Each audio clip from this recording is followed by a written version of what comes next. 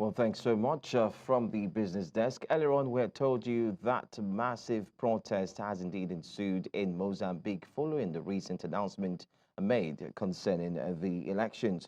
Well, I'm being joined currently and this morning by Charles Mangwiro. Well, Charles is a journalist and is reporting live from Maputo in Mozambique. And I also have joining me in the course of the conversation as well, Zama Tshona, ATM spokesperson. Let me welcome you first. And thank you so much for joining me here on News Now. Thank you and good morning. All right, great.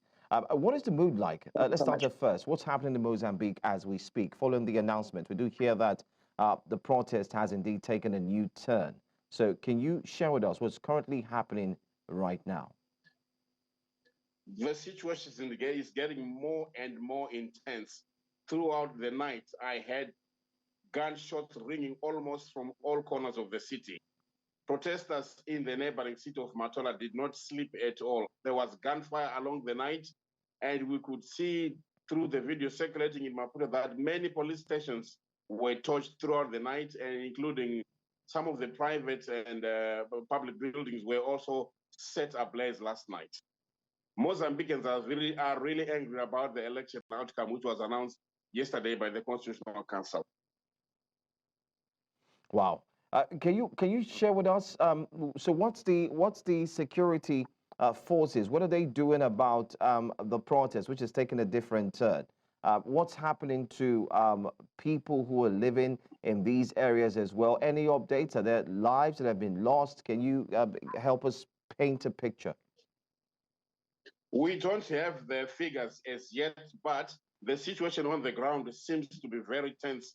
What we could see last night was clashes between police and protesters. And in some instances, the police were even running away from the protesters because they were using stones, sticks, and matches to chase them away as they went around destroying public buildings and burning police stations last night. That is what we could see last night. So far, the police has not made any public statements as it stands. We are not sure of how many people were injured or arrested, but given the situation last night, the figures could be very high if they are to release the figures of the injured people. All right, let me go to you, Zama. Can you give us your take on the situation in Mozambique and how neighboring countries like South Africa are indeed silent on this matter? It didn't just start today, it's taken months and it was brewing, and many had foreseen that this incident would take place, especially when Chapo would be announced as the official winner and president of Mozambique. Thank you so much. Well, as the African movement, we're of the view that if you're going to deal with matters of this nature, it is important first to ensure that we can actually protect the integrity of such democratic processes such as elections.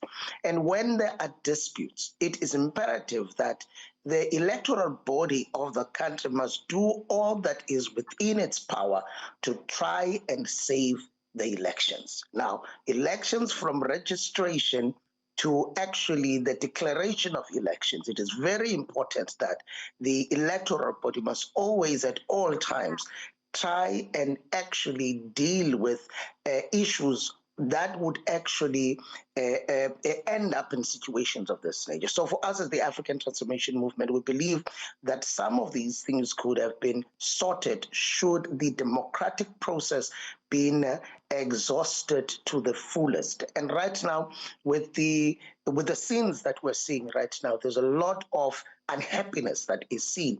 There's a lot of anger that we are seeing because it seems as if that there are a lot of irregularities that people of Mozambique are not happy with those, and who else could actually assist us to actually shed some light into these issues if it is not the body itself. So for us, we believe that this could have been avoided should the issues raised by those on the ground had been taken into full consideration and resolved timelessly.